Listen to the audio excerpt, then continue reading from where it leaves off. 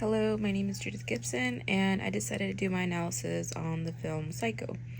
Well, I have heard of this film throughout my life. I never actually sat down to watch it because I'm not really attracted to black and white films. I knew of the famous clip of the shower scene, but I never realized that the film included a character named Norman Bates.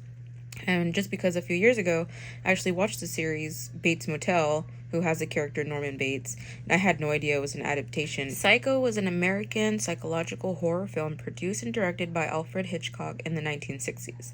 The film was based off of a book called Psycho, written by Robert Bloch. Psycho was primarily filmed at the Universal Studios Hollywood in California, and I actually got to visit the set a few months back. And I love how it's still pretty accurate. Psycho turned out to be one of the best horror movies ever made. The film stars Anthony Perkins as Norman Bates and supporting actresses such as Janet Leigh as Marion Crane. And at the time, Janet Leigh was a very popular actress and was considered scream queen of the era. I had no idea that this actress would actually be the mother to another popular scream queen, Jamie Lee Curtis, from the Halloween franchise. The film starts off with Marion Crane, who stole $40,000 from her employer in Arizona, and runs off to be with her boyfriend, Sam Lewis, played by John Gavin, to start their life in California. While on her journey, Marion gets trapped in a rainstorm and decides to pull into a motel for the night. Marion had no idea that this decision would ultimately cost her life. Marion stays at the motel run by Norman Bates and his mom. Norman offers Marion to have dinner with her when Marion hears an argument between Norman and his mom about how she's not allowed to go up to their home, which is right behind the motel.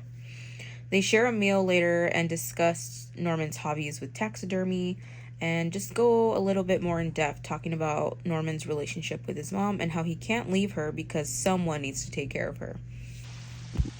Now onto the famous shower scene. We see Marion in the shower when a dark figure appears and then starts to attack her by stabbing her various times. Afterwards, we hear Norman yelling at his mom as if she's the one who did it, and then him returning to her room to clean up the mess. We see Norman moving her body onto a plastic tarp and then putting it in the trunk of Marion's car and then driving it into a lake. Now, this scene in particular did cause a lot of controversy due to the nudity and the violence shown in the shower scene, especially with the quick motions of her getting stabbed multiple times. Even though this did cause a lot of issues, this scene ended up sparking a revolution in the horror film industry, not just in the United States, but globally.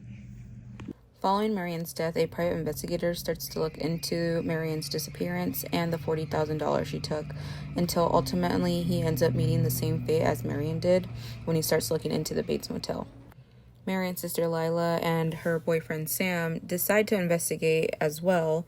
They end up looking into Norman Bates and try to sneak into the house. And when Lila does sneak in, she ends up finding Norman's mother in the wine cellar dead.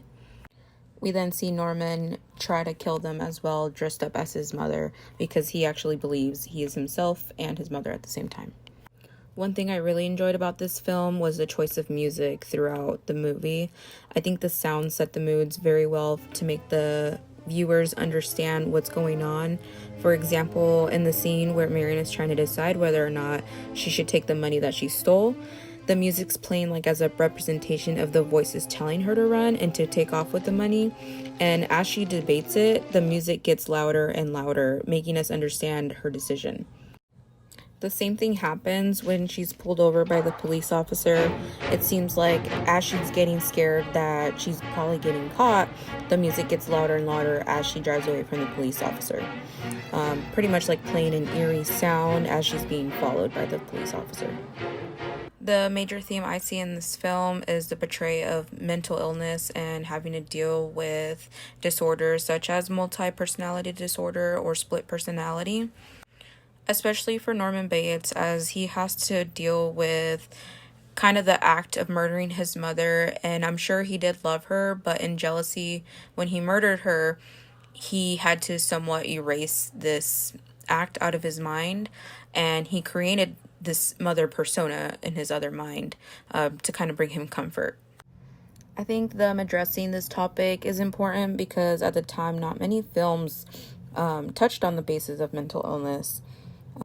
I know at the time it had its controversial issues, but compared to horror movies today, I feel like the movie is uncomparable.